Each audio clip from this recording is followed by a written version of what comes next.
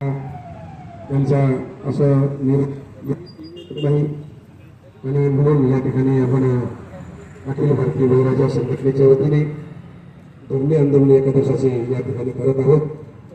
खरं तर आपण शेतकरी यांना आपल्या देशाचा पोशिंदा असं म्हणून या ठिकाणी सर्वांनी घोषित केलेलं आहे। कारण सरकार ज्या पद्धतीने सरकारने शेतकऱ्याच्या दिशेने काम करण्याची जी प्रवृत्ती ठेवायला पाहिजे, परंतु ते या ठिकाणी काम करताना दिसत नाही।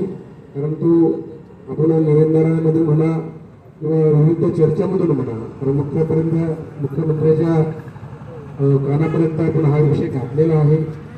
चर्चाही त्याच्यावरती बऱ्याच झाली।